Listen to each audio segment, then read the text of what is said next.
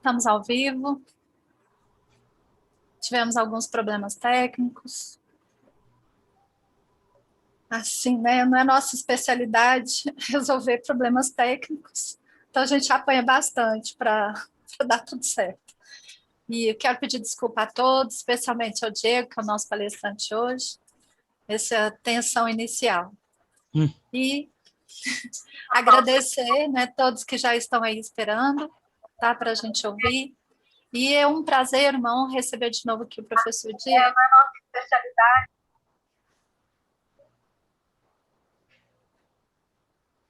Ele esteve conosco ano passado, no primeiro encontro nacional de antirracismo da educação e geografia, e hoje ele vai voltar aqui conosco, né, para falar um pouco mais, continuando essa parceria. Então, prazer recebê-lo aqui, professor Diego. Vou te pedir que, por favor, se apresente, conte um pouco da sua trajetória para nós, vai ser muito bom te ouvir. Tá? Certo. E, gente, boa noite, né, a todos e todas, todos, né. Como a professora Adriana já colocou, meu nome é Diego, né, Diego Costa Lima, como diz a professora Vera, que daqui da Unilab, do estado do Ceará, a gente tem que saber o nome completo das pessoas negras para ficar bem decorado na cabeça da gente, para a gente, né, com uma marcação territorial histórica e também geográfica, né. Sou Diego Costa Lima, sou graduando de Geografia aqui da Universidade Estadual do Ceará, aqui da UES, professor temporário da educação básica pública estadual aqui também do estado, né? Estou aí há 1 ano e pouquinho nesse momento aí das aulas remotas, inclusive hoje fez 1 ano da última aula presencial que eu tive na escola, foi exatamente dia 16 de março de 2020, eu estava saindo da escola na última aula presencial que a gente teve. 1 ano depois, e nós ainda continuamos tendo essas aulas remotas, né?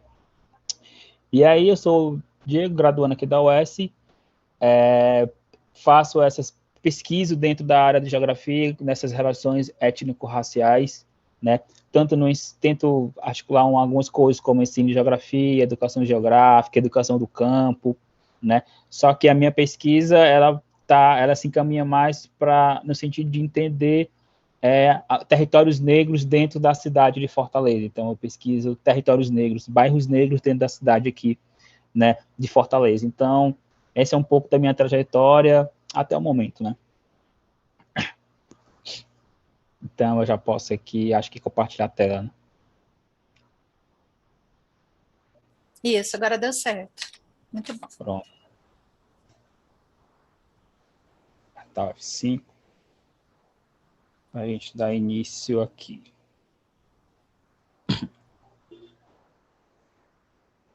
Bem, gente, né, boa noite mais uma vez a todos e todas, e todos, né? Então, gratidão demais, primeiramente, ao convite, né, do grupo, da professora Adriane, né, e todo mundo do grupo, né, para a gente continuar essa conversa, né, porque eu estava acompanhando também os outros 2 encontros, né, vocês já viram, né, uma parte já do livro, né, O que é Racismo Estrutural, do Silvio de Almeida, né. E aí, hoje, a gente vai dar continuidade a essa discussão, né, relacionado exatamente sobre uma partezinha do livro, né, que é Racismo e Ideologia, no livro O que é Racismo Estrutural, né, do Silvio de Almeida, né, que está dentro de uma coleção, desculpa, né, que está dentro de uma coleção maior, né, que é dos feminismos plurais, né, uma coleção da Jamila Ribeiro e tal. E aí tem outros livros, e aí eu também deixo indicação para a gente também, vocês procurarem, né, essas outras obras dentro dessa coleção dos feminismos plurais, certo? Então, esse curso de extensão, né, ensino de geografia e relações étnico-raciais, professor Diego, ali meu e-mail, bem bonitinho, qualquer dúvida, né, certo? E aí é interessante, antes de começar essa fala, interessante a gente compreender que eu venho falar dentro de uma perspectiva de uma pessoa negra, professor da educação básica aqui do estado do Ceará. Tá? Então, as minhas vivências, alguns exemplos que muitas vezes eu vou colocar, né, de forma oral para a gente falar, são baseadas dentro de uma perspectiva de algumas leituras que eu tenho aqui dentro do estado, tá certo? Mas acredito eu que dessas experiências que eu tenho aqui dentro do Estado do Ceará, que a gente vai estar discutindo um pouco dentro desse âmbito do racismo e da ideologia, pode parecer muito com algumas outras experiências que diversos professores, diversas professoras, né, tenham passado, passam, né, no Brasil, certo? E aí, antes da gente começar, também quero dar outra vista que, como eu falo aqui de uma posição dentro do Estado do Ceará, é interessante também eu salientar dois pontos, inclusive. Eu estou morando dentro do Estado onde existe uma ideologia, já começamos aqui, né, a palestra, né? E já começamos aqui falando de uma perspectiva aqui do Estado do Ceará, que existe uma ideologia, uma ideia de que aqui no Estado não existem negros e nem existem indígenas. Né? Existe um decreto, né, da época lá do Ceará provincial, né, da colônia, que no Ceará não existem indígenas e existe uma ideologia, um discurso, né, que não existe negro no Ceará. E aí, quando a gente vai pegar alguns documentos históricos, né, e também alguns registros atuais, aqui no estado do Ceará existe cerca de 15 comunidades indígenas que estão nesse processo de reconhecimento pela FUNAI, e nós temos aqui também no estado do Ceará 84 comunidades quilombolas, que também estão nesse processo de reconhecimento, né, pela Fundação Palmares, né? Então, são 84 comunidades quilombolas e 15 comunidades dos povos tradicionais, povos indígenas. Então, é aquela pergunta que eu lanço para a gente, né? Já como um insight, né? Um estalo.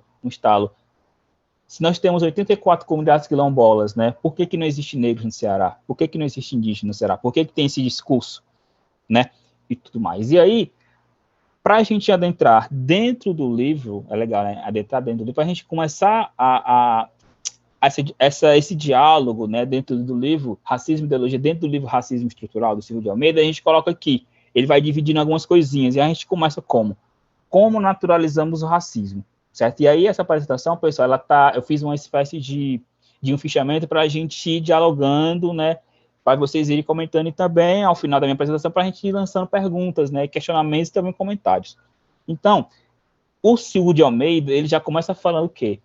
Desde que comecei a integrar as ações do movimento negro e a estudar a fundo as relações raciais, passei a prestar atenção ao papel de pessoas negras nos ambientes em que frequento e no papel que as desempenham, tá certo? Então, olha como é interessante. Ele começou a despertar para as relações raciais dentro das ações do movimento negro. Dentro das ações do movimento negro, ele começou a se despertar de uma consciência racial, de entender, né, essa relação racial que tem dentro do Brasil. Ou seja, muitas vezes o movimento negro, o movimento social, mas principalmente o movimento negro, que dá essa porta, que faz esse estalo para a gente entender, opa, eu sou negro dentro de um país que é racista. Tem práticas coloniais, como diz o Nego Bispo, né, que é um quilombola, se não me engano, do Piauí ou do Maranhão, não me lembro muito bem, que ele fala que o Brasil ele tem práticas coloniais, nunca deixou de ter essas práticas coloniais, basta ver o que acontece, o genocídio que acontece dentro das periferias sociais que acontece aqui dentro das cidades brasileiras, tá certo? Então, foi graças ao movimento negro, a integrar essas ações do movimento negro e a estudar a fundo essas relações sociais que despertou, né, esse estalo com ele. Então, olha a importância dos movimentos negros dentro dessas práticas de despertar racialmente, né, da população negra brasileira. Tá certo? Que muitas das vezes a gente não consegue fazer isso dentro da escola, não consegue fazer isso nem mesmo, às vezes, dentro da universidade. Certo? Nem dentro da escola, nem dentro da universidade. Por isso, do papel extremamente importante, né, do movimento negro. E aí, na outra frasezinha, vai colocar, né, olhe para os trabalhadores de segurança, da segurança e da limpeza. A maior parte de negros e negras como eu, todos uniformizados e provavelmente mal remunerados, quase imperceptíveis aos que não foram despertos, entre aspas, para as questões raciais, como eu fui. E aí é um questionamento que a gente tem que se fazer, né, que a gente tem que fazer quando a gente está diante dessas situações, quando nós estamos inseridos, né, dentro de espaços, quando nós vamos em alguns espaços, né, que tem que a maior quantidade de negros estão dentro desses trabalhos, né, periféricos, subalternos, segurança, limpeza. Basta a gente ver, para quem é professor da educação básica, para quem está na universidade como professor, como professora ou como estudante, basta a gente ver aonde estão localizados a maioria dos negros. Não é nos cursos de medicina, não é nos cursos de engenharias, não é nos cursos de enfermagens, não é no curso de direito, inclusive o Silvio de Almeida, ele é do direito, tá certo? São sempre nesses trabalhos, né? Os slides não estão passando, é isso? Estou vendo, estou acompanhando aqui. Tá no primeiro, Diego. Você caminhou com ele aí? Caminhei, deixa eu fazer aqui novamente. Cadê? Eu vou interromper aqui novamente o compartilhamento e fazer de novo, pessoal. Janela do aplicativo. PowerPoint.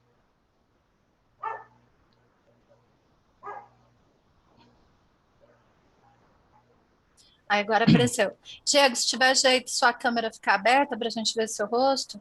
E se tiver jeito também de você colocar para a apresentação, que aí ele esconde essa parte da esquerda e fica maior o slide.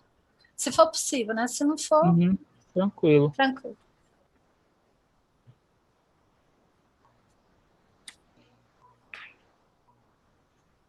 Coloquei aqui para apresentar a minha imagem. Não sei se está aparecendo.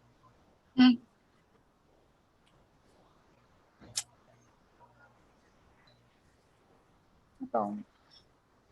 Mas se não aparecer, tudo bem. Certo. E não está passando, né, o slide? Agora tá.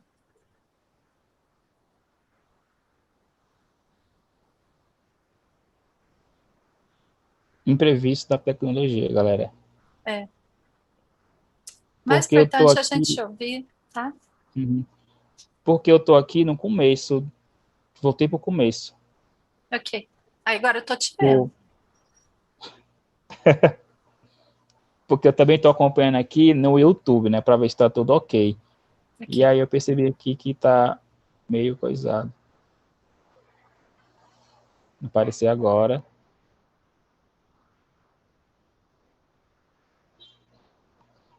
Gente, é assim, é porque as coisas que eu vou falando aqui tá tudo no livro. Eu acho que se der errado aqui a apresentação, qualquer coisa eu posso mandar via e-mail e o grupo disponibiliza para o pessoal por meio do Drive, não tem problema não. Ok, e eles também têm acesso ao livro, tá? Nós temos o livro no grupo do Telegram e no Google Docs também, tá? Ótimo, ótimo.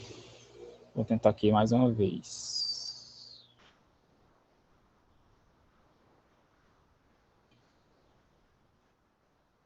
Vamos lá, qualquer coisa vocês vão dando aí um feedback, certo? Então, voltando, né?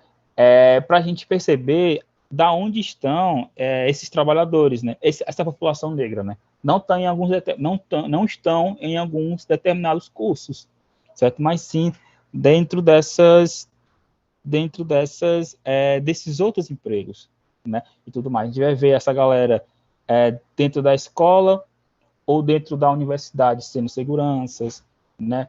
Sendo a tia que a gente chama muitas vezes o tio, a tia da limpeza, que geralmente é a tia da merenda, que a gente vai falando, que os alunos da gente vão falando que é a tia da merenda, certo? E tudo. Então, para a gente perceber, né, como é que a gente naturaliza o racismo, por que isso acontece?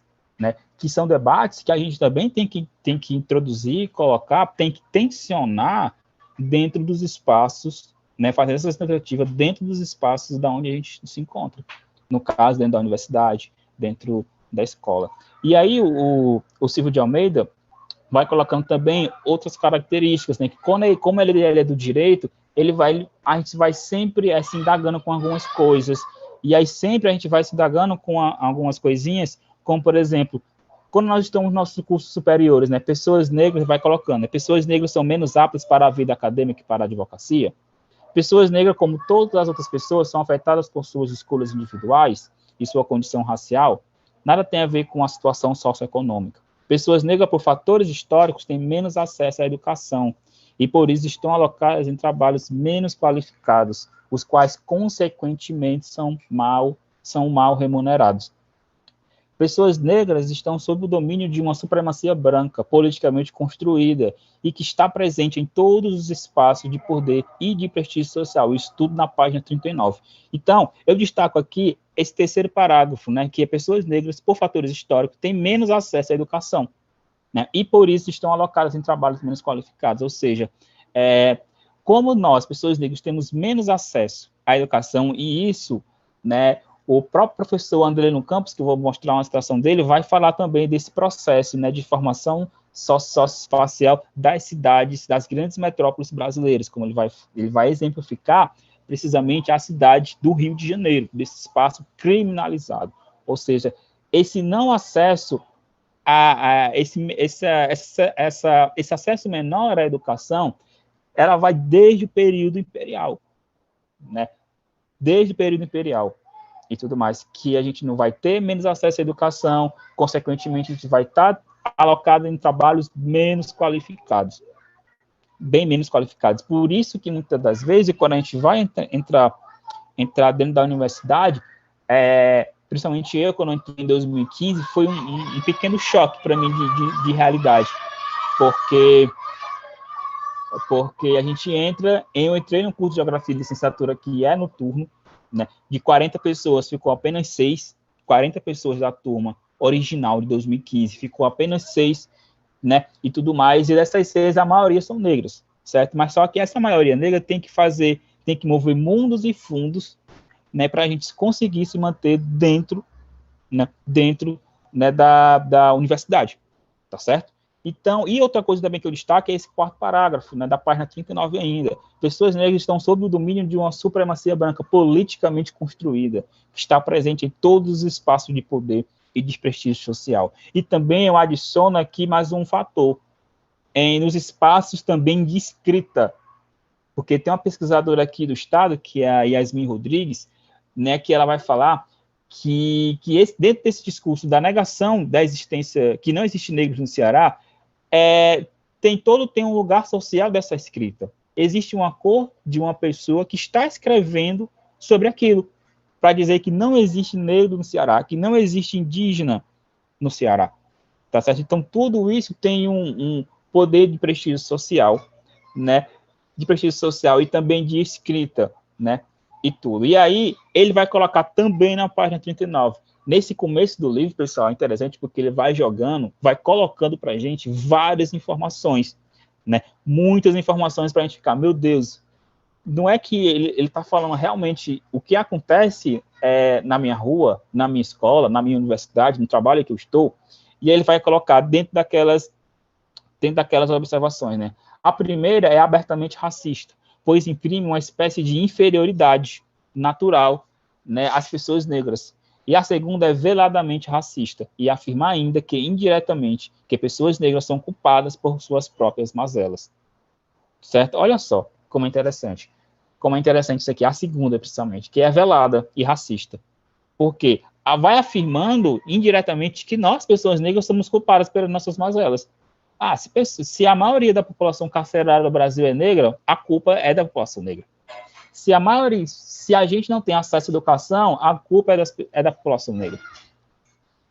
Sendo que a gente sabe que tem toda uma construção social, e aí basta a gente estudar um pouco mais, né, a história do Brasil, de como o território brasileiro vai sendo construído, de como o território também dos nossos estados, Minas Gerais, Pernambuco, Ceará, Rio de Janeiro, como é que ele vai sendo construído e como ele vai colocando as pessoas negras nos locais mais afastados, em subalternidade, nas marginais, nas periferias sociais da cidade. Tá certo? Oi? Diego, não está passando. Oi? O slide, o slide, né? Tenta de novo. Então, eu vou tirar o slide. Tá certo? Então, eu vou tirar o slide e deixar somente a minha fala, tá certo? Sim, tá ótimo. Acho que é melhor. Uns 3 a menos. Porque aí O slide também você vai acompanhando aí dentro, a gente Avança, quer né? te ouvir, né? Pronto, tranquilo. Tirei o slide Obrigada. aqui. Pelo menos eu tirei a apresentação, pronto. Acho que deve ser também a minha internet está um pouco lenta, mas vamos lá. E aí vai colocando, né, onde a construção territorial, a construção dessa formação socioespacial, para quem é da geografia, né, essa construção desse processo de construção socioespacial dentro do espaço, né, dentro desse território, dentro do espaço, por exemplo, do estado do Ceará, né, dentro dessa formação e tudo. E aí vai colocando também um outro trecho, né, na página 39, que, de fato, negros e negras são considerados o conjunto da população brasileira que apresenta o menor índice de escolaridade. E sim, o sistema político e econômico privilegia pessoas consideradas brancas. Isso é um fato. Isso é um fato verídico, tá certo? Basta a gente pegar alguns dados, né, do próprio IBGE, que inclusive o IBGE vai fazer, né, esse ano o próximo censo demográfico brasileiro, mas basta a gente pegar o último censo do IBGE, né? Pessoas negras são a população negra são as que são mais mal remuneradas, pessoas negras estão nesses trabalhos bem mais mal remunerados, pessoas negras, se a gente tiver também em condições iguais no sentido de cargo, empresa, a gente ganha menos também. Mulheres negras também, se a gente for fazer esse recortezinho e colocar a questão do gênero, mesmo mulheres negras vão ganhar ainda menos. Tá certo? Então, existe todo um sistema político e econômico, e também judiciário, e também da justiça, que vão privilegiar pessoas brancas. Pessoas brancas, certo? E aí, como é que a gente naturaliza esse racismo, né? E aí eu peguei dois textos, né, complementares, que vai estar nas referências, que a professora depois pode colocar no Telegram, que é o quê? O Munanga, no livro Negritude, Usos e Sentidos, que é o professor Kabengele Munanga, ele vai falar o quê? Que essa tomada de consciência histórica de resistência cultural é importante. Por que é importante? Porque faz a gente despertar da nossa importância da participação cultural, econômica, social e política do Brasil. Tá certo? E aí, o Kabengele Munanga fala isso, o próprio Rafael Sanzio também fala isso, quando ele vai discutir essa formação do território brasileiro, que é muitas das vezes os livros didáticos, ou até mesmo na nossa oralidade, a gente fala dos negros para falar sobre a força de trabalho, e esquece muitas das vezes outros pontos que são importantes, que a população negra foi importante para a construção desse Brasil, como eu falei, participação cultural, política, econômica e social. Que o professor Kabengele Munanga vai falar, no Negritude, Usos e Sentidos. E aí eu trouxe também uma outra citação da professora Nilma Lino Gomes, que é do livro O Movimento Negro Educador, Saberes Construídos para Lutas por Emancipação, que ela vai colocar o seguinte, né? O corpo negro não se separa do sujeito. O corpo negro nunca vai se separar do sujeito, que ela vai falar, né, no Movimento Negro Educador. E aí esse livro do Movimento Negro Educador vai contribuir justamente, para essa formação, né, de um despertar racial do Silvio de Almeida, e também do Diego, de outras pessoas, né, de outras pessoas negras do Brasil, certo? E aí, como é que esse corpo negro não se separa do sujeito? E aí eu botei aqui 2 exemplos, na escola, nas universidades e nas periferias sociais. Esse sujeito, esse corpo negro, ele fica cada vez mais em evidência. Quando a gente desperta essa consciência racial, a gente fica cada vez mais em evidência, seja na escola, na universidade, ou na quebrada, no bairro, na periferia que a gente mora. Seja por causa de uma blusa que a gente usa do Malcolm X, seja por causa de uma blusa que a gente usa de Marielle Franco, seja por causa de uma blusa que a gente usa de povo negro vivo, seja na escola, na universidade ou nas periferias, tá certo? A gente fica cada vez mais em evidência, e aí eu fiz uma comparação, ou a gente fica cada vez mais em evidência, ou simplesmente a gente não fica em evidência. Mas, Diego, como assim? Se tu falou que o corpo negro, quando ele toma essa consciência, ele fica cada vez mais em evidência, como é que ele não fica em evidência? Por causa do genocídio. Porque quando a gente fica cada vez mais em evidência, a gente vai se tornando um alvo mais fácil para o racismo. É se a gente usar uma trança na Go, é por causa que a gente está usando um turbante, é porque a gente está colocando um black. Ou a gente fica cada vez mais em evidência, ou simplesmente a gente não fica, por causa do genocídio, né? E tudo mais, por causa do genocídio da população negra brasileira. E aí, isso se agrava por quê? Mas, Diego, me diga aí um exemplo de um corpo negro em evidência que não ficou mais em evidência. A Marielle Franco, inclusive, fez 3 anos do assassinato brutal, né, da vereadora do Rio de Janeiro, Marielle Franco. Inclusive, quem mandou matar a Marielle Franco, né? Tudo mais. Então, é um corpo negro que estava em evidência, que ficou em evidência por um determinado momento. E agora não está mais em evidência na sua forma física, mas sim na sua forma, né, espiritual, certo? E aí, como é que a gente vai naturalizando cada vez mais esse racismo, né?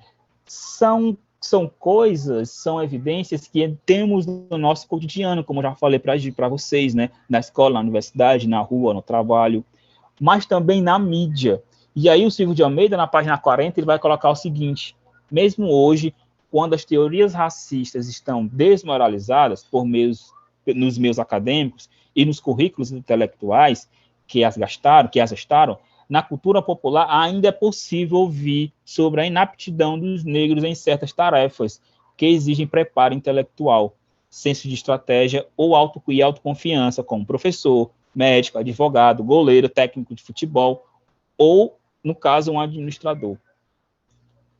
E aí é muito interessante essa parte que ele fala, porque a gente pode, somente nesse texto, a gente pode expandir para várias outras situações, como a própria questão da saúde mental da população negra, né, dessa perca dessa autoconfiança, né, de a gente sempre achar que a nossa escrita não é tão suficiente, que não é tão boa. Isso tem muito a ver com a nossa autossabotagem, né, com essa saúde mental da população negra, tá certo? E a gente vai naturalizando esse racismo, vai internalizando esse racismo também, tá certo? Pronto, beleza.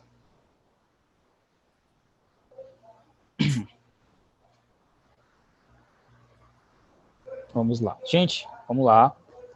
Deu uma travadinha, mas vamos prosseguindo aqui. Qualquer coisa, né, a gente vai colocar o vídeo, né, no YouTube. E aí, fazendo esse recorte, né, da quantidade de negros técnicos da Série A, quantos professores e professoras negras a gente teve durante essa trajetória escolar e acadêmica da universidade, né? Por que nós não estudamos autores e autoras negras dentro dos nossos currículos, né? Como, por exemplo, Cambenelli Munanga, a professora Nilma Lino Gomes, né? O próprio Silvio de Almeida, né? A própria dissertação da Marielle Franco e tudo mais. Tá certo? Então, a gente vai, de certa forma, naturalizando esse não acesso, esse não estudo das coisas que são das referências teóricas, bibliográficas, que são produzidas pela população negra, certo? E aí, para a gente também avançar nesse debate, o que acontece? O que impede da gente perceber essa realidade? E aí eu trago novamente o professor Kabengele Munanga, né, no livro que ele tem sobre rediscutindo a mestiçagem no Brasil, que ele vai falar o seguinte: a identidade é sempre um processo e não um produto acabado. Ou seja, quando a gente começa a ter essa consciência racial, começa a se entender enquanto pessoa negra dentro do Brasil, a gente vai entendendo melhor essa realidade, entendendo o papel do negro e também as pessoas brancas, entendendo também o seu próprio papel nessa luta antirracista. Né, sim, os brancos, a galera branca, né, também tem que entender o papel deles dentro dessa luta antirracista. Certo? Então, essa identidade é sempre um processo e um produto nunca acabado. Sempre a gente vai construindo essa identidade negra, certo? E aí, o que também impede de perceber essa realidade? A falácia, da democracia racial. Não vou colocar nem mito da democracia racial, porque mito, né, para algumas etnias, para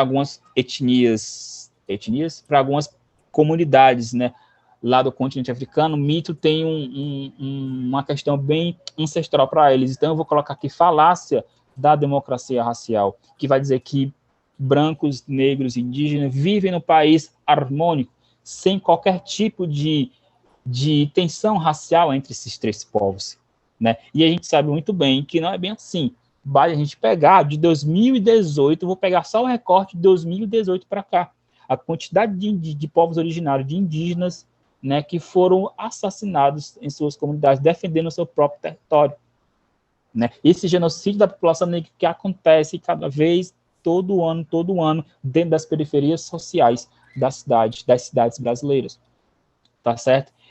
Outra coisa também que nos impede de perceber essa realidade, a necropolítica do Achille Mbembe.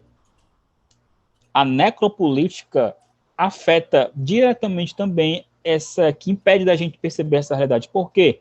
Se nós estamos morrendo, então como é que nós vamos falar do nosso lado da história? Como é que nós vamos entender a realidade se nós estamos morrendo? Se a necropolítica do Estado, que é para decidir quem vive e quem morre, mata pessoas negras.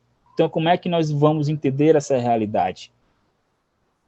Quando a gente começa a entender a realidade, a gente cai. Então, a necropolítica também vai interferir nesse impedimento de entender a realidade.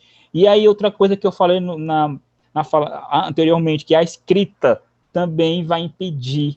Por quê? Pois quem escreve tem uma cor, tem uma intencionalidade, tem um lugar social. Quem falou isso foi uma pesquisadora aqui do estado do Ceará, que é a Yasmin Rodrigues. Então, quem escreve tem uma cor, e tem uma intencionalidade, tem um lugar social. Tem uma cor, tem uma intencionalidade e tem um lugar social. Certo? Que vai difundir uma ideia de que não existe negro no Ceará, de que não existe indígena no Ceará, que vivemos numa democracia racial. Certo? E aí, para a gente também avançar um pouquinho, vai colocar o quê? Que nós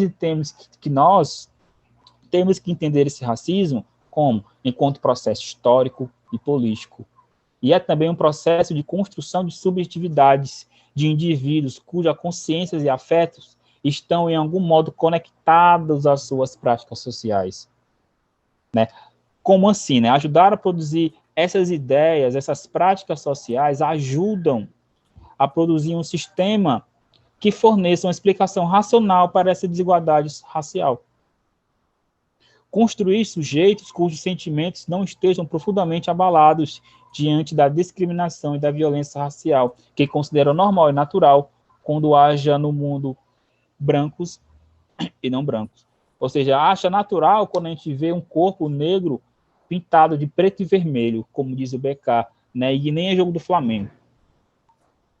Tá certo? E aí o Silvio de Almeida também ele vai colocando alguns outros termos, né? Alguns outros exemplos para a gente, como racismo, ideologia e estrutura social. E ele começa na página 41.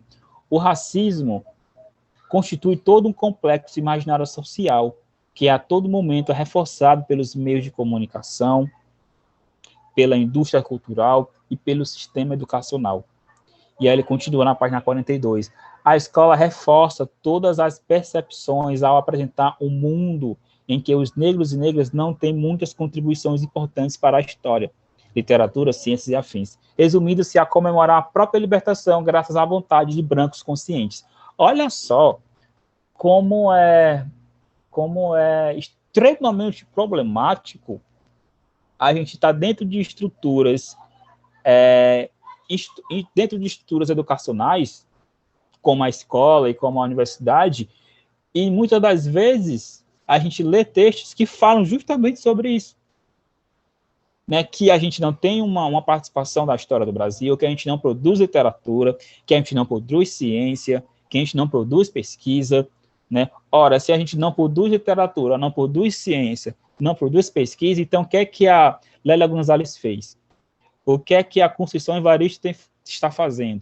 O que é que o Silvio de Almeida está fazendo? O que é que a Djamila Ribeiro está fazendo? O que é que o próprio Diego Diego Costa está fazendo, se não está produzindo literatura, ciência, pesquisa, tá certo? Então, a partir do momento que a escola, e também eu vou adicionar aqui, a universidade, elas reforçam esses estereótipos, a gente tem que se perguntar, opa, peraí, tem alguma coisa errada. O que é que nós estamos fazendo para tentar reverter esse processo dessa estrutura social, desse racismo institucional, né, desse genocídio, muitas vezes, intelectual, que vai privar que nossos estudantes, seja do básico, ou seja do superior, leiam textos que sejam escritos por pessoas negras, que às vezes falam sobre o mesmo assunto que nós estamos vendo ali naquela cadeira X ou naquela cadeira Y.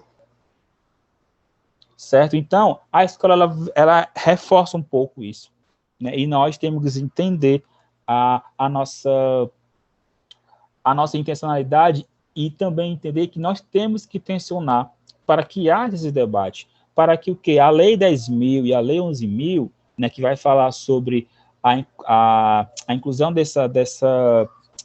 da história afro-brasileira, africana e também indígena no Brasil, que não seja feito somente em datas específicas, como, por exemplo, o dia 20 de novembro, mas que ela seja feita no decorrer de todo o ano letivo, lá dos 200 dias letivos, né? Para a gente apresentar autores africanos que falam língua portuguesa, né? Como, por exemplo, o Onde Jacques, né? Que tem um livro maravilhoso que é Uso da Minha Rua, tá certo? Literatura angolana.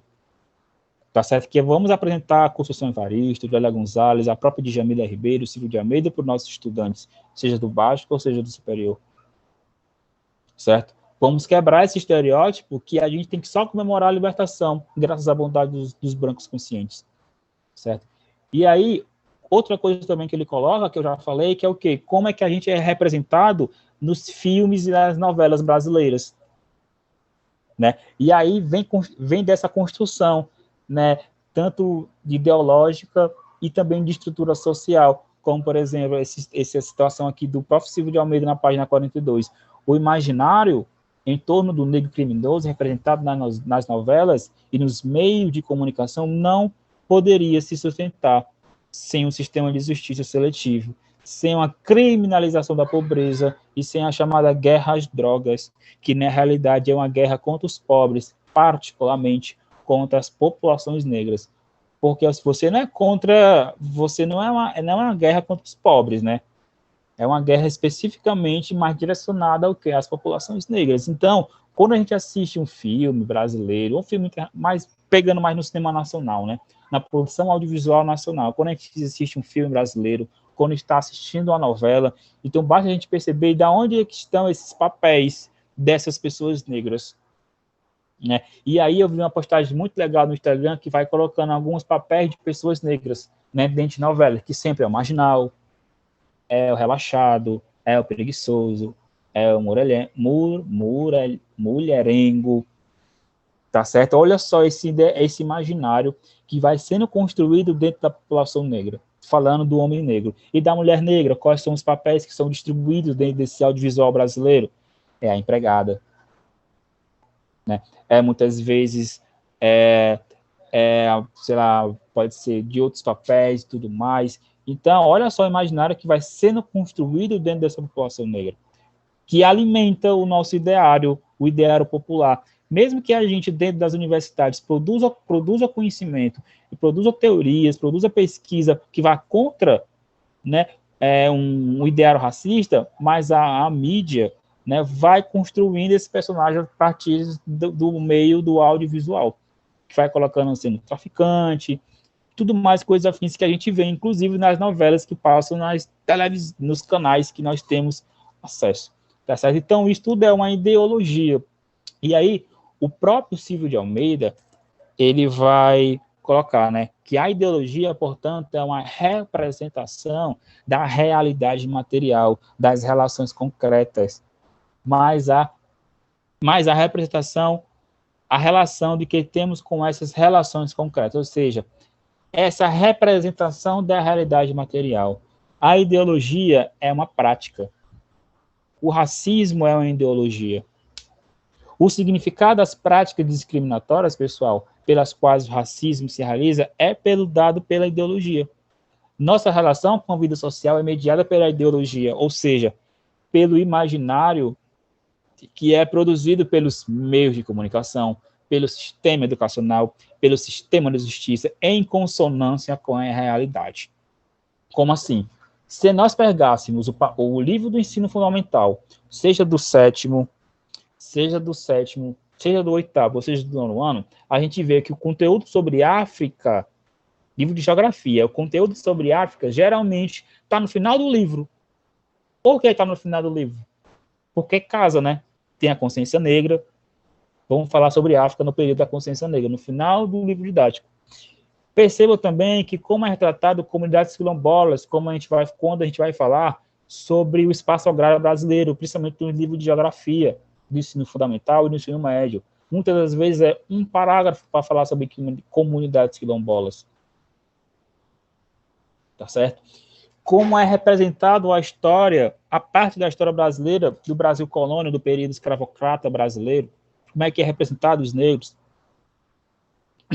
Tá certo? Será que é somente daquilo? Por que não colocamos as outras visões também, outras produções acadêmicas que falam sobre a situação dos cativos, dos escravizados africanos aqui no Brasil? Tá certo? Então, pessoal, tudo isso vai reproduzido no imaginário da gente por meio dos meios de comunicação. E também não podemos esquecer do sistema de justiça, né? Porque é bastante perceptível que o sistema de justiça, como um todo, ele tem uma cor bem específica, né? Bem específica. Apesar de a gente ter uma lei que criminaliza o racismo, né? Mas não é uma pessoa negra que vai dizer se é racismo ou não, né? É um branco que vai dizer se é racismo ou injúria racial. Então, o sistema de justiça também age em consonância com essa realidade. O sistema de educação também age em consonância com essa realidade. Por isso que o Silvio de Almeida vai colocar que é um racismo estrutural, que está nas estruturas da sociedade. Certo? E tudo.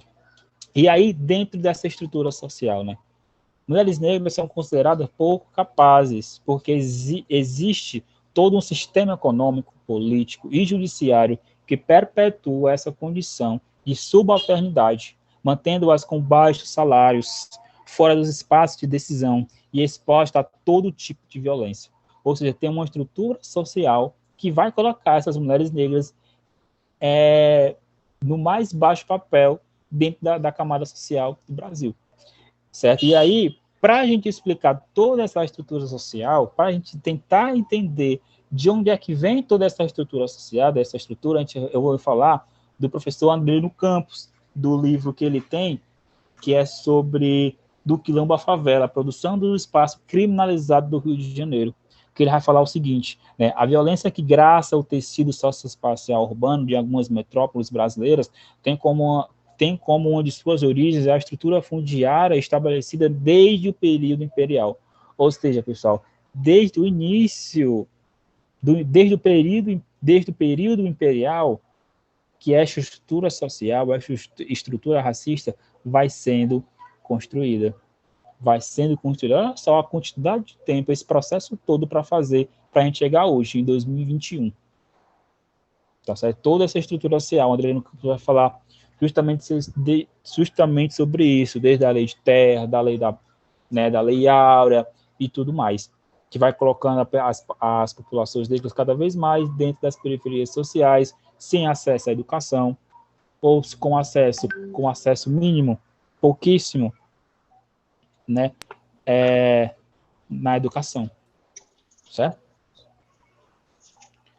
Outra coisa também que o Silvio de Almeida vai colocar no livro é a questão do racismo, ciência e cultura, né? Outra coisa interessante que ele vai falar que é o seguinte, né? Racismo, a ciência tem o poder de produzir um discurso de autoridade que poucas pessoas têm condição de contestar, salvo aquelas inseridas dentro das instituições em que a ciência é propriamente produzida. Ou seja, quando nós estamos dentro da universidade, dentro dessa estrutura, que é a universidade, que também é racista, também é, né, certo? Quando nós estamos dentro dentro da universidade, essa ciência, as pessoas que fazem, né, têm um poder na mão também, como eu falei anteriormente, como a Yasmin falou, né, Yasmin Rodrigues falou no texto dela, que vai colocar aqui quem escreve uma intencionalidade, né, tem um lugar social, tem uma cor. Então, a ciência ela tem um poder, sim, de produzir um discurso de autoridade. Tem o poder, sim, de fazer esse discurso de autoridade, certo? E que poucas pessoas têm direito a contestar. Por exemplo, quem está fora da universidade. Às vezes, né, a gente não tem esse poder de contestar. E a gente contesta quando? Quando essa galera, a população negra, vai entrar cada vez mais dentro das universidades, dentro dos institutos federais, para o quê? Contestar essa ciência que é produzida. Por isso da importância da Lei de Cotas de 2012. Por isso da importância da Lei de Cotas de 2012. A entrada de cada vez mais de pessoas negras dentro da universidade para, sim, falar, para contrapor, para contestar essa ideia, esse imaginário racial que nós vivemos, desse imaginário racial que foi produzido para dizer que nós vivemos uma democracia racial, como já falou lá atrás o Florestan Fernandes. Tá certo? Olha só aqui também que ele vai colocando na página 45, o Silvio de Almeida. O discurso socioantropológico da democracia racial brasileira seria parte relevante desse quadro em que a cultura popular e a ciência fundem-se no sistema de ideias que fornece um sentido amplo para as práticas racistas da vida cotidiana. Ou seja, o que se produz dentro da universidade chega sim no campo popular. Muitas das vezes para o quê? Para ratificar essas práticas racistas viventes na vida cotidiana. Mas que práticas racistas são essas na vida cotidiana? É a piada, né? É as frases que a gente escuta muitas vezes, chuta que é macumba, e outras frases que não vale a pena a gente ficar falando aqui, porque são frases que dói bastante, né? Então, esse discurso socioantropológico dessa democracia racial brasileira vai também de encontro a essa cultura, chega também nas camadas populares a dizer, que está aí é porque quis, as suas escolhas foram diferentes, é porque você não teve escolha.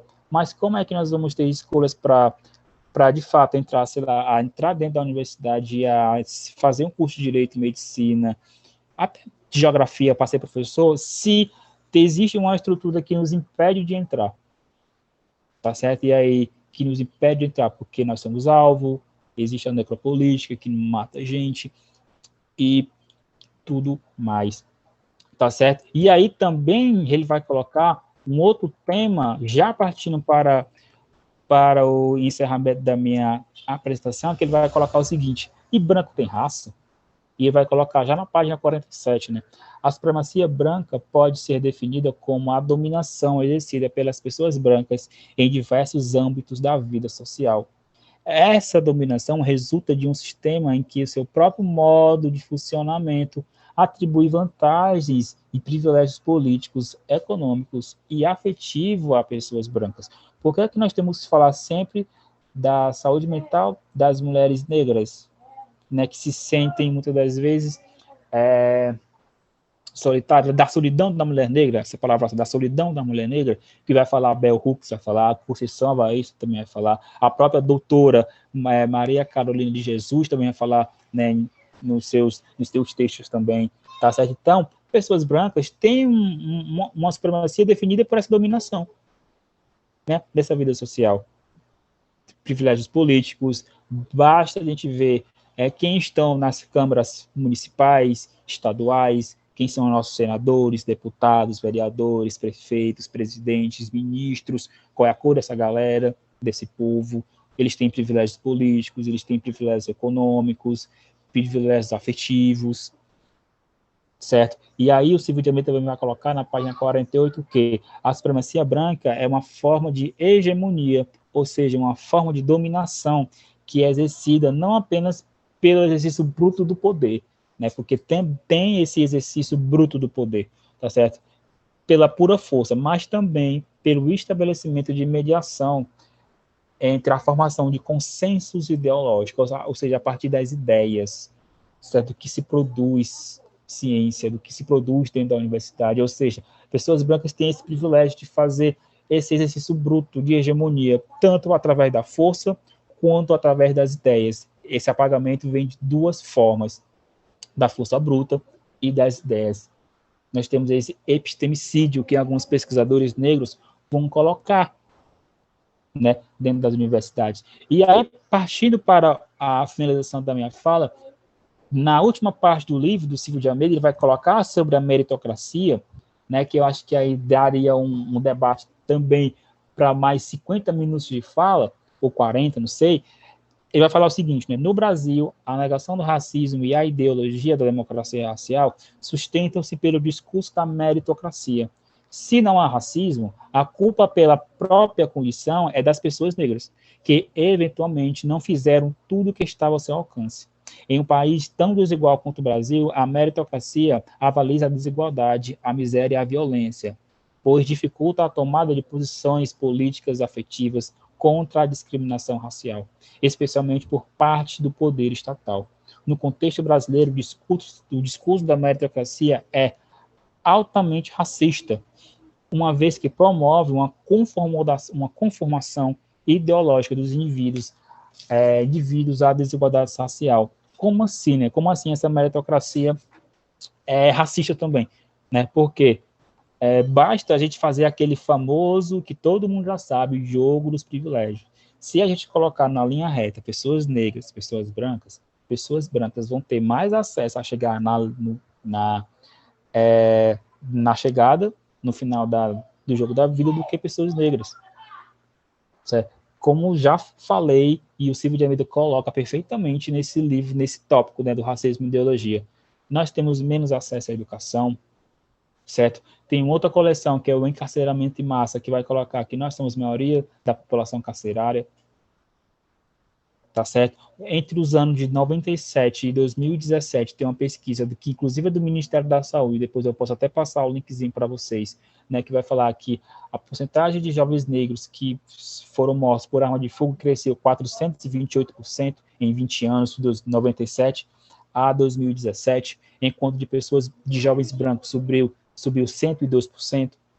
Nós somos os que mais são presos, somos os que mais morrem, somos os que menos temos acesso à educação, seja na básica, na educação básica, ou seja no superior, somos menos pessoas que estão em locais de poder, seja na administração de alguma cidade, na prefeitura, em secretarias, em ministérios, sendo professores, tá certo? Então, não existe uma meritocracia se todo mundo não parte igual, tem os mesmos acessos. Por isso que é sempre importante a gente relembrar de alguns marcos históricos, né, dessa luta do movimento negro, como a Lei 11.645 de 2008, a Lei 10.000 de 2003, a Lei de Cotas nas universidades. Aqui no estado do Ceará, recentemente, a Lei de Cotas para concursos estaduais também foi aprovada, se não me engano, foi 20%.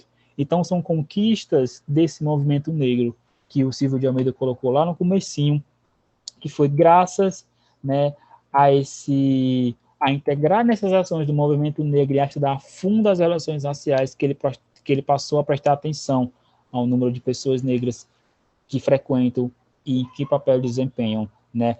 E aí, para finalizar, para a gente pensar, né, um pouco, né, sobre como é que a gente vai tensionar esses discursos, né, esses debates dentro da escola básica, né, dentro das aulas de geografia, por exemplo.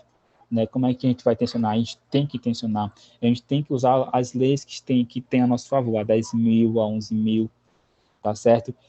E eu acredito muito que os nossos estudantes, eles têm bastante ciência de onde eles estão, né? A gente poderia também usar as próprias experiências de vida, né? A própria geografia vivida, como vai falar, se não me engano, a professora Lana Cavalcante, que vai falar dessa própria geografia vivida por esses estudantes, de trajetória de casa para a escola, da escola para casa, que eles possam perceber de onde é que estão essas pessoas negras e tudo mais, para entender o local e o global.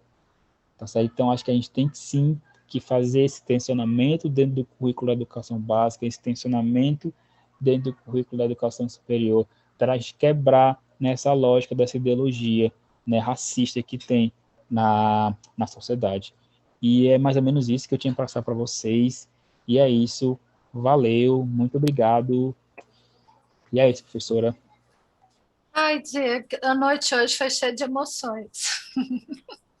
Foi. O tema que você, né, está discutindo é um tema tenso também. Sim. E aí junta com tudo que aconteceu. Sinto muito, sinto muito. E aí você falou de meritocracia, então eu acho que é um bom gancho para uma próxima vinda, né? O que você acha? Sim, Que eu a acho gente... sim, extremamente importante. Meritocracia e também sobre desse tensionamento, tipo, do ensino de geografia, para a gente cada vez mais falar sobre isso, dessa importância, né? Porque É às vezes muito a gente pensa que importante. falar sobre racismo estrutural não é falar sobre ensino de geografia, mas... Como não, né? Isso a gente precisa trazer para a prática, né? É Justamente, Dulce, entra aí, Dulce. E eu gostei muito, acho que quando você finalizou, né, é questão de tempo também, que não dá tempo para a gente falar tudo, e não dá mesmo, né, são séculos de opressão, né, se a gente for pensar não só da escravização do transatlântico, vamos dizer assim, da Europa, assim, desde antes a África vem sendo sequestrada, roubada, né, vilipendiada, então a nossa história, que começa lá, ela é muito longa. Tem muita coisa para ser dita. E na geografia, essa geografia que a gente aprendeu, né, para começar pelo próprio conteúdo que você mencionou, na nossa formação também fica em último lugar. Então, o que a gente aprende de África na nossa formação? E o que a gente aprende de África no Brasil? Porque né, nós não falamos sobre isso. E sem falar, professora, que nós conhecemos, tipo, a gente conhece Alex Hatz, Andrelino Campos, Rafael Sanzio, essa galera que é negra estuda as relações raciais, mas nós conhecemos isso daqui, a pontinha do iceberg da quantidade de produções que são feitas dentro das universidades.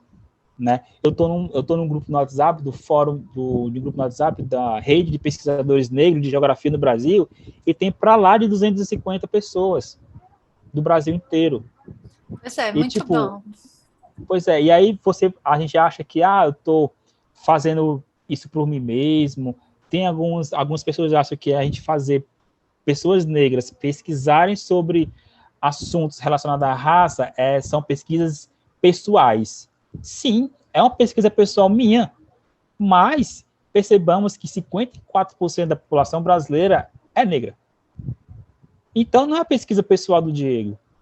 É uma pesquisa que vai abranger uma quantidade de pessoas e muitas das vezes nós vamos ser o primeiro daquela universidade, daquele curso que vai falar sobre aquela temática. Sim.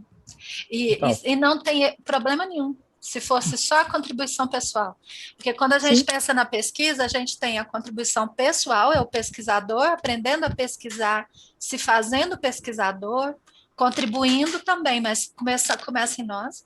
Depois a gente tem a contribuição para a própria ciência, então de onde eu falo, eu contribuo para que essa ciência caminhe. E terceiro, eu tenho a contribuição social.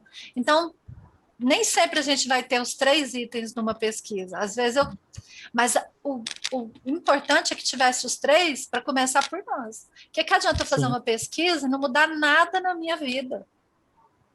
E tem, então, né? Isso Tem. não fazer uma movimentação na estrutura. E aí tem uma frase que eu sempre escuto, que agora não vou me recordar o nome da pessoa que falou, que é quando uma mulher negra se movimenta, a estrutura toda se movimenta, né?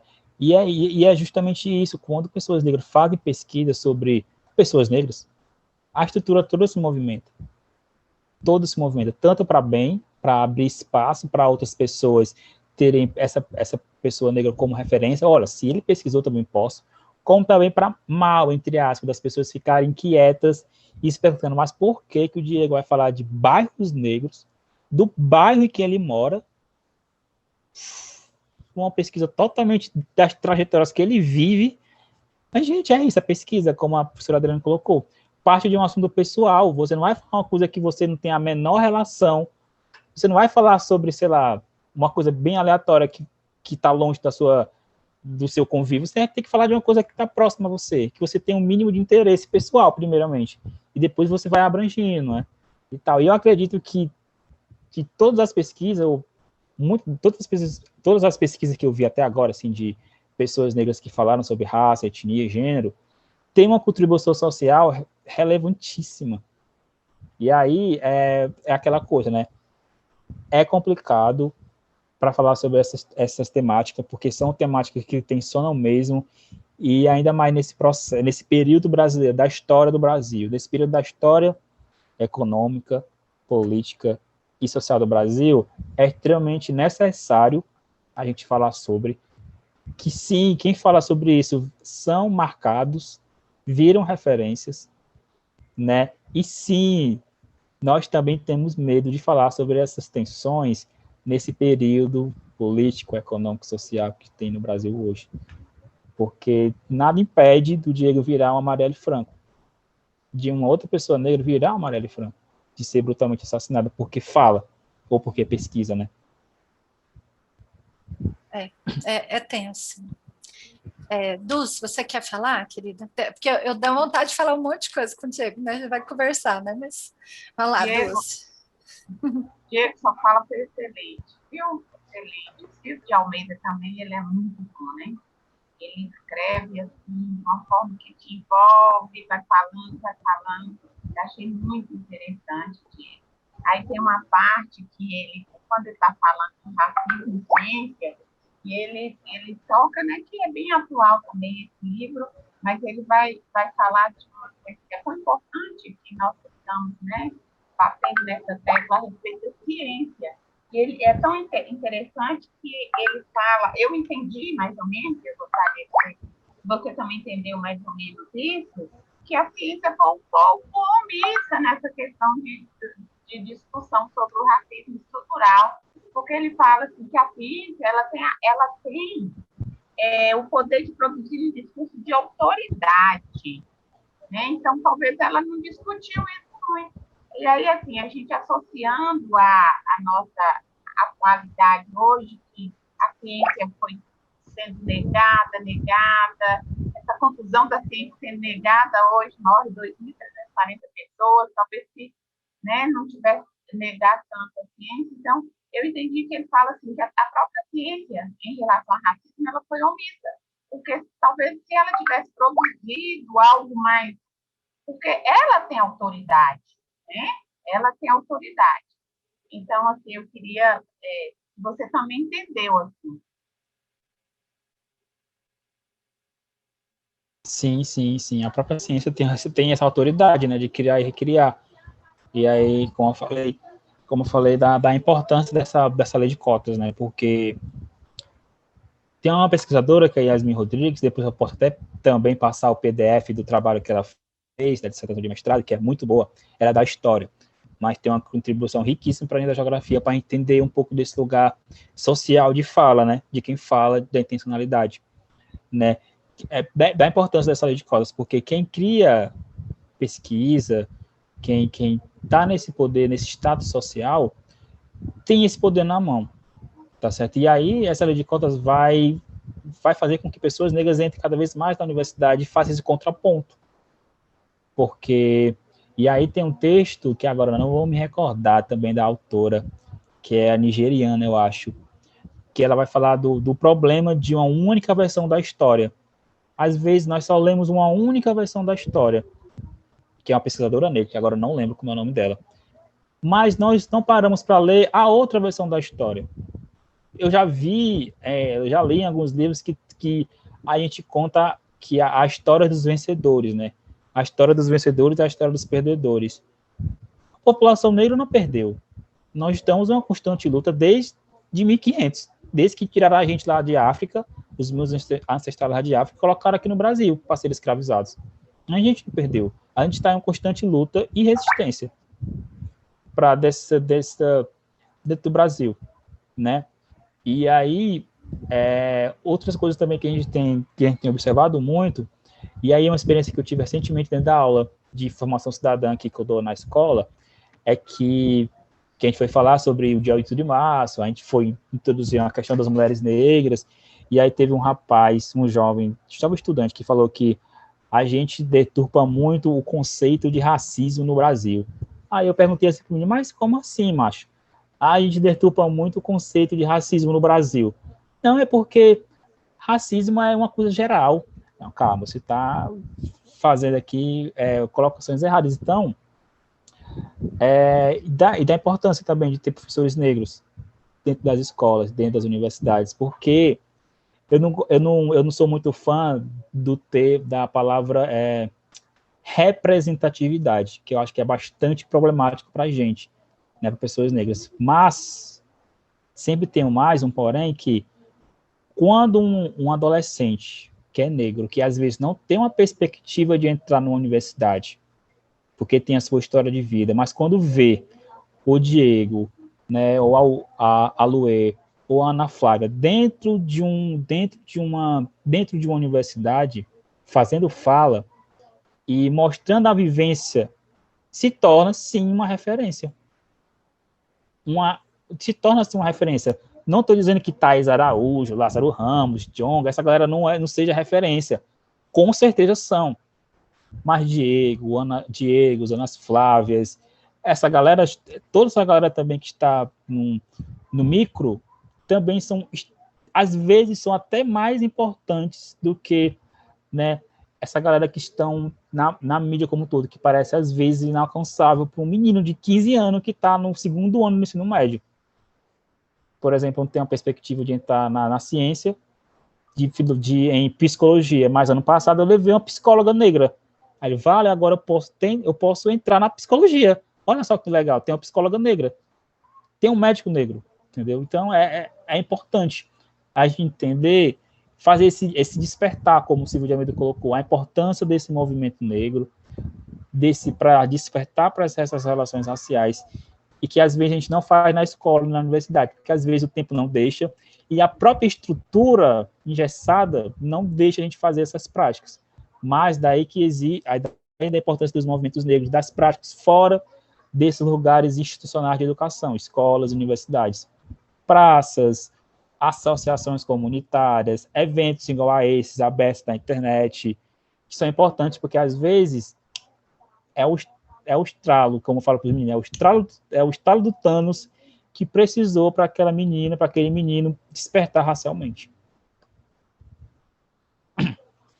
Muito bom, Diego. Ai, que vontade, né, da gente falar mais um tempão umas coisas aí, né, dá vontade de comentar. Ana Flávia, querida, você gostaria de comentar alguma questão?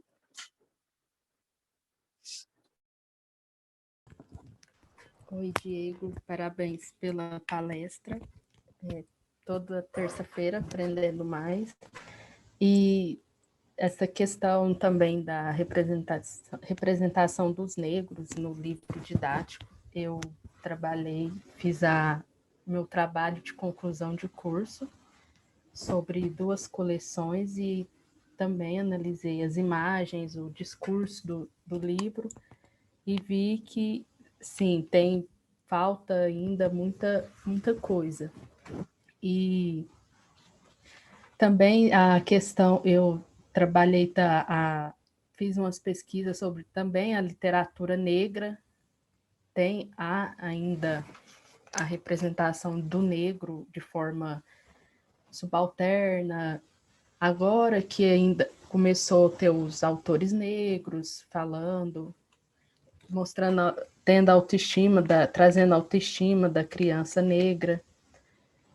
E quando eu vou em algum lugar, até mesmo na UFO, quando estava aberto, olhava as fotos dos cursos de graduação, de formatura, para ver quantos negros estão naquela foto, ou quantos negros estão naquele espaço que eu estou, e quantos estavam em trabalhos, servindo café, ou sendo segurança.